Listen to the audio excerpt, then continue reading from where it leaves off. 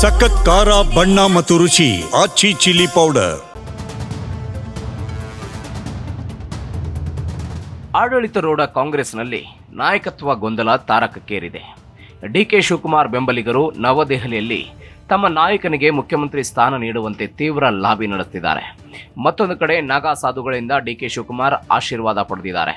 ಆದರೆ ಇವೆಲ್ಲದರ ನಡುವೆ ಮತ್ತೊಂದು ಕುತೂಹಲಕಾರಿ ಬೆಳವಣಿಗೆ ಹಲವರನ್ನ ಅಚ್ಚರಿಗೊಳಿಸಿದೆ. ಕಾಂಗ್ರೆಸ್ ನಾಯಕರ ಗುಂಪೊಂದು ಎಐಸಿಸಿ ಅಧ್ಯಕ್ಷ ಮಲ್ಲಿಕಾರ್ಜುನ್ ಖರ್ಗೆ ಅವರನ್ನ ದಲಿತ ಸಬಲೀಕರಣದ ಸಂಕೇತ ಅಂತ ಪರಿಗಣಿಸಲಾಗಿದೆ. ಅವರನ್ನ ಉನ್ನತ ಹುದ್ದೆಗೆ ಏರಿಸುವುದಕ್ಕೆ ಬೆಂಬಲ ಕೊಡುತ್ತಿದೆ. ಇದೀಗ ಹೈಕಮಾಂಡ್ ಸೂಕ್ಷ್ಮವಾದ ಸಮತೋಲನವನ್ನ ನಿರ್ವಹಿಸಬೇಕಾಗಿದೆ. ಇದು ಪಕ್ಷದ ವೈವಿಧ್ಯಮಯ ನೆಲೆಯನ್ನ ಬಲಪಡಿಸಬಹುದು, ಇಲ್ಲವೇ ಸಮಸ್ಯೆಯನ್ನ ಮತ್ತಷ್ಟು ಉಲ್ಬಣ ಮಾಡೋದಕ್ಕೆ ಕಾರಣ ಆಗಬಹುದು. ರಾಜ್ಯದಲ್ಲಿ 2028ರ ವಿಧಾನಸಭಾ ಚುನಾವಣೆಯಲ್ಲಿ ಬಿಜೆಪಿ ಮತ್ತು ಜೆಡಿಎಸ್ಗೆ ಅವಕಾಶ ಕೊಡೋ ಸಾಧ್ಯತೆ ಇದೆ. ಮಾಜಿ ಕಾಂಗ್ರೆಸ್ ಅಧ್ಯಕ್ಷೆ ಸೋನಿಯಾ ಗಾಂಧಿ ಅವರಿಗೆ ಬರೆದ ಮುಕ್ತ ಪತ್ರದಲ್ಲಿ ಕೆಪಿಸಿಸಿ ಪದಾಧಿಕಾರಿಗಳು, ಮಾಜಿ ಶಾಸಕರು, ಪತ್ರಕರ್ತರು, ಬುದ್ಧಿಜೀವಿಗಳು, ಸಾಮಾಜಿಕ ಕಾರ್ಯಕರ್ತರು ಮತ್ತು ನಾಗರಿಕರು ಸೇರಿದಂತೆ ಪ್ರಭಾವಿ ವ್ಯಕ್ತಿಗಳು ಖರ್ಗೆ ಅವರನ್ನ ಮುಖ್ಯಮಂತ್ರಿಯಾಗಿ ಮಾಡಬೇಕು ಅಂತ ಮನವಿ ಮಾಡಿವೆ.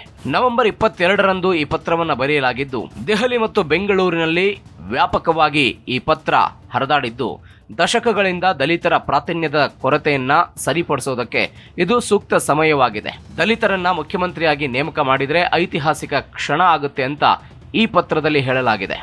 1956ರಲ್ಲಿ ಕರ್ನಾಟಕ ರಚನೆಯಾದಾಗಿನಿಂದ ಕಾಂಗ್ರೆಸ್ಗೆ ಸಮುದಾಯ ಅಚಲವಾದ ನಿಷ್ಠೆನ ತೋರ್ತಾ ಬಂದಿದೆ. ದಲಿತ ಮುಖ್ಯಮಂತ್ರಿ ಇಲ್ಲದೆ ಇರೋದಕ್ಕೆ ಪತ್ರದಲ್ಲಿ ವಿಷಾದವನ್ನ ವ್ಯಕ್ತಪಡಿಸಲಾಗಿದೆ. ಈ ಹುದ್ದೆಗೆ ಖರ್ಗೆ ಒಬ್ಬ ಸಮರ್ಥ ನಾಯಕರಾಗಿ ಎದ್ದು ಕಾಣುತ್ತಾರೆ ಅಂತ ಅನೇಕ ಜನರು ಪತ್ರದಲ್ಲಿ ಉಲ್ಲೇಖಿಸಿದ್ದಾರೆ. ಖರ್ಗೆ ಅವರ ದೀರ್ಘ ಅನುಭವ, ಸಮಗ್ರತೆ ಮತ್ತು ಕರ್ನಾಟಕ ಜನರೊಂದಿಗಿನ ಆಳವಾದ ಸಂಪರ್ಕ ಈ ಕ್ಷಣಕ್ಕೆ ರಾಜ್ಯವನ್ನ ಮುನ್ನಡೆಸೋದಕ್ಕೆ ಅವರು ಸೂಕ್ತರಾಗಿದ್ದಾರೆ ಅಂತ ಸಹಿದಾರರು ಪ್ರತಿಪಾದನೆ ಮಾಡಿದ್ದಾರೆ. ಕಾಂಗ್ರೆಸ್ ಅನ್ನು ಅಧಿಕಾರಕ್ಕೆ